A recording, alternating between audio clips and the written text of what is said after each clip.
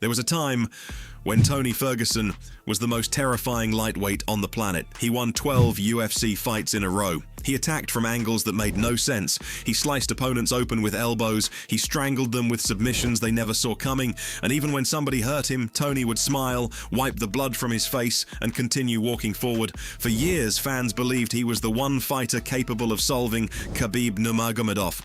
But that fight never happened. Instead, Tony went from 12 consecutive UFC victories to 8 consecutive defeats, from being one fight away from becoming the undisputed champion to fans begging him to retire. This was not a normal decline. It was one of the most painful collapses the UFC has ever seen. But to understand how Tony Ferguson lost everything, you first need to understand what made him special. Welcome back to the Rear Naked Choke. No fluff, no filler, just straight to the point MMA. This is the rise, fall, and complicated legacy of Tony Ferguson. Long before the UFC, Tony Ferguson was already an unusual athlete. Growing up in Michigan, he competed in wrestling, football, and baseball, but wrestling became the foundation of the fighter he would eventually become. I was really little, didn't know what the hell was going on there. I thought he was born that way, had a tumor or something, and I wasn't too sure about it till my pops was like, hey, if you're not careful with your ears because they're pretty big, he's like, you're gonna end up like that. And sure the hell enough. People want it, they're like smacking themselves in the ear. I start cracking up. I'm like, you guys are idiots, man. Tony was not the most technically perfect wrestler. He was not known for calmly controlling opponents and winning safe decisions. Even then, his greatest weapon was pressure. He wanted to exhaust people. He wanted to make them uncomfortable. He wanted to turn competition into something personal. After moving back to California, Ferguson began his professional MMA career in 2008. The early results showed both sides of Tony Ferguson. He was dangerous and unpredictable, but he was also raw. He could finish opponents with punches or submissions, yet he was still learning how to combine his wrestling, striking, and unusual movement. Then in 2011, everything changed. Tony was selected for season 13 of The Ultimate Fighter. He entered the competition as a welterweight and joined Brock Lesnar's team. And once the fight started, Tony finished every opponent placed in front of him. In the final, he faced Ramsey Nijem. Ferguson needed less than 1 round. He landed a powerful left hook, dropped Nijem, and finished the fight to become the Ultimate Fighter Season 13 winner. Tony Ferguson had arrived in the UFC, but nobody watching that night could have predicted how strange his journey would become.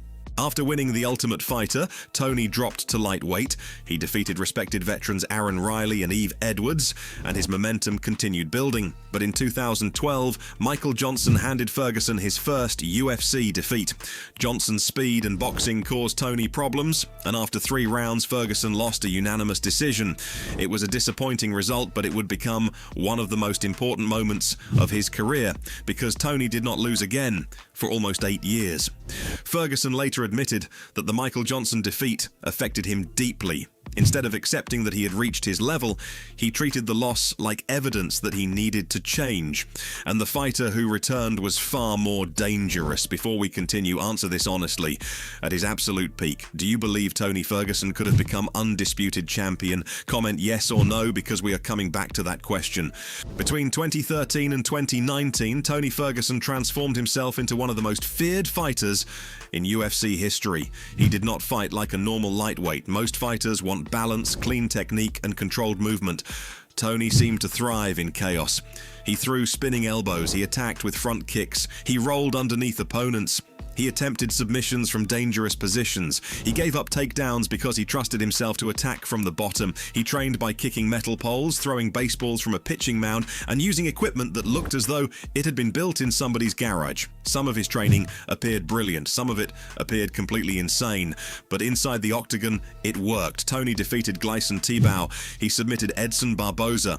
In a violent fight filled with pressure, elbows, and scrambles, he survived an early knockdown against Lando Vannata and recovered to submit him. He outlasted former champion Rafael dos Anjos across 5 rounds at high altitude.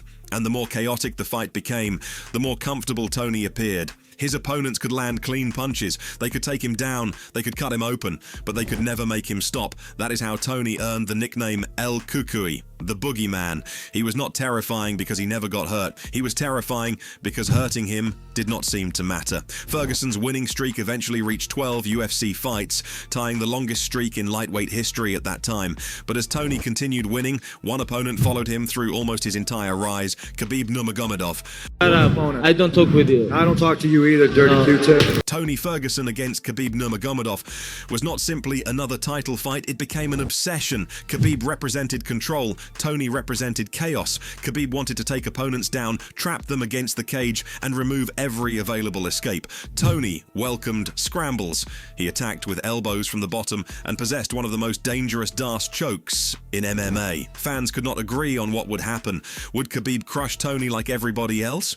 Or would Tony's cardio, submissions, and unpredictability finally force Khabib into a fight he could not control? The UFC attempted to make the matchup 5 separate times, and 5 separate times it collapsed. The first booking was cancelled after Khabib suffered an injury, the second disappeared after Tony was injured, the third was cancelled when Khabib was hospitalized because of weight management complications before UFC 209. The fourth ended when Tony injured his knee after reportedly tripping over a cable while completing media obligations. Then came the fifth attempt, UFC 249.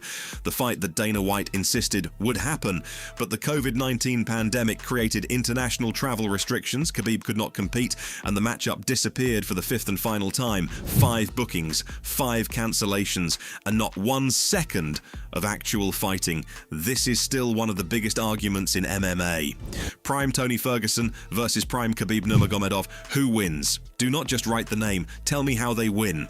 Tony did eventually win UFC gold. At UFC 216 in 2017, he faced Kevin Lee for the interim lightweight championship. Lee started strongly. He took Tony down and controlled him during the opening stages. But Tony remained calm. As the fight continued, Lee slowed down, Tony increased the pressure, and in the third round, Ferguson caught him in a triangle choke. Tony Ferguson was finally a UFC champion, not the undisputed champion, but after years of victories, he finally possessed a belt. It should have been the beginning of the greatest period of his career. Instead, the title disappeared without Tony losing a fight. After Ferguson injured his knee before UFC 223, the UFC stripped him of the interim championship. Khabib Nurmagomedov defeated Ali Aquinta to win the undisputed belt. Tony had won 12 fights, captured interim gold, and established himself as one of the 2 best lightweights in the world. Yet somehow, he never competed for the undisputed UFC championship. That is one reason his story remains so frustrating. Tony did almost everything required of a true champion. He simply never received the moment that would make it official. The knee injury Tony suffered before UFC 223 was serious. Most athletes would have accepted a long recovery. Tony Ferguson returned in approximately 6 months. At UFC 229, he faced former champion Anthony Pettis. The fight was classic Tony Ferguson. Both men were hurt. Both were covered in blood. Pettis dropped Tony, and for a moment it looked as though Ferguson's rapid comeback had been a terrible mistake. Then Tony recovered. He began walking Pettis down. He attacked with punches and elbows until Pettis' corner stopped the fight after the second round because of a broken hand. Tony had suffered a major knee injury, undergone surgery, rushed through rehabilitation, and returned to win another violent battle. It strengthened the legend, but looking back, it also revealed the danger. Tony's greatest strength was his belief that normal limits did not apply to him. Pain did not matter, damage did not matter, recovery time did not matter. But the human body does not care what a fighter believes. Eventually, every injury and every hard round must be paid for. In June 2019, Tony faced Donald Cerrone. Once again, the fight became chaotic. Cerrone landed early, but Tony's pace continued increasing. By the second round, Cerrone's face was badly damaged. After the horn, Tony landed a late punch. It was clearly after the bell, and it created controversy, but the finish ultimately came because Cerrone blew his nose while it was broken, causing his injured eye to swell shut. The doctor stopped the fight. It was Tony Ferguson's 12th consecutive UFC victory. He had not lost since 2012. He was 35 years old, riding one of the greatest winning streaks in UFC history, and finally appeared guaranteed to fight Khabib. Then the world shut down. When Khabib was removed from UFC 249, Tony was offered Justin Gaethje as a replacement. This was an enormous risk. Tony did not need to fight Gaethje. He had already earned his title opportunity. He could have waited. Instead, he accepted a completely different opponent on relatively short notice. Even more controversially, Tony reportedly completed a weight cut for the original April event before the card was postponed, then cut weight again before fighting Gaethje in May. Whether that affected his performance remains impossible to prove, but what happened inside the octagon was undeniable. Justin Gaethje produced the most disciplined performance of his career. The old Gaethje would have charged forward and turned the fight into a brawl. That version might have given Tony exactly what he wanted. Instead, Gaethje remained patient. He controlled the distance. He waited for Tony to step forward, and he landed the same devastating counters repeatedly. Tony still had moments. At the end of the second round, he dropped Gaethje with an uppercut, but Gaethje recovered, and the punishment continued. Round after round, Tony absorbed clean right hands and left hooks. His face became increasingly damaged, his movement slowed, but he never stopped trying to move forward. Late in the fifth round, Gaethje landed another heavy combination. Tony backed away and shook his head violently, almost as though his body was attempting to escape from something his mind refused to acknowledge. The referee stopped the fight at 3 minutes and 39 seconds of the final round. Tony's 12-fight winning streak was over. It was his first defeat in almost 8 years and his first stoppage loss since 2009. The performance made Gaethje an interim champion, but for Tony Ferguson, it appeared to take something that never returned. Was accepting the Gaethje fight the biggest mistake of Tony Ferguson's career, or would Khabib have beaten him anyway? Let me know before we look at what happened next. 7 months after the Gaethje fight, Tony returned against Charles Oliveira. At the time, Oliveira was finally beginning to fulfill his potential, and from the opening round, he dominated Tony. Oliveira took him down, controlled him, and trapped him in a brutal armbar. Tony's arm appeared to bend beyond its normal limit. Almost any other fighter would have tapped. Tony refused. He survived until the horn. That moment was celebrated as proof of his toughness, but it also exposed the tragedy of Tony Ferguson. Even when a fight was clearly lost, he could not protect himself from himself. Oliveira won every round. Then Beneil Dariush did almost the same thing. He controlled Tony with grappling and caught him in a deep heel hook. Once again, Tony refused to submit. Once again, his toughness prevented a finish but could not prevent another one-sided defeat. The man who had once turned chaos into victories now appeared unable to create chaos at all. His opponents were no longer being overwhelmed. They were staying disciplined, taking advantage of his positions, and refusing to enter the kind of fight Tony needed. By the end of the Dariush fight, Ferguson had lost 3 consecutive bouts after beginning 2020 with a 12-fight winning streak and an expected undisputed title opportunity. But the worst moment was still coming. At UFC 274, Tony faced Michael Chandler. For the first round, supporters saw flashes of the old El Cucuy. Tony looked sharp. He dropped Chandler with a punch. He attacked from his back and appeared competitive against one of the division's most explosive fighters. For the first time in years, hope returned. Then, seconds into the second round, Chandler launched a front kick directly up the middle. The kick landed perfectly on Tony's chin. Ferguson was unconscious before he hit the canvas. It was one of the most brutal knockouts in UFC history, and it was the first time many fans had seen Tony completely separated from consciousness. The fighter, famous for surviving everything, had finally absorbed a shot that no amount of toughness could overcome. From there, the defeats continued. Nate Diaz submitted him, Bobby Green submitted him, Paddy Pimblett defeated him by decision, Michael Chiesa submitted him in the first round. Tony Ferguson's UFC career ended with 8 consecutive losses, the complete opposite of the 12-fight winning streak that made him a legend. This is where Tony Ferguson's story becomes uncomfortable. The qualities that made him great were the same qualities that made it almost impossible for him to recognize the end. Tony built his identity around being unbreakable. He was El Cucuy, the man who trained harder than everybody else, the man who never tapped, the man who continued walking forward after absorbing strikes that would stop ordinary fighters. How does somebody like that admit they are no longer the same? From Tony's perspective, every defeat could be explained. The preparation was wrong. The coaches were wrong. The weight class was wrong. The opponent avoided a real fight. Tony continued believing the next performance would bring him back, and maybe that belief was necessary for him to become great in the first place. But belief cannot restore reaction speed. It cannot erase accumulated damage, and it cannot return the years that disappeared during injuries, cancellations, and missed title fights. At what point should Tony have retired? After Gaethje? After Oliveira and Dariush? After the Chandler knockout? Or did he earn the right to continue for as long as he chose? This might be the most important question in the entire video. Tony's decline has changed how some fans remember his prime. Because younger viewers mainly saw the losing streak, they sometimes assume he was always overrated. That is simply not true. Tony defeated elite lightweights across multiple generations. He possessed extraordinary cardio.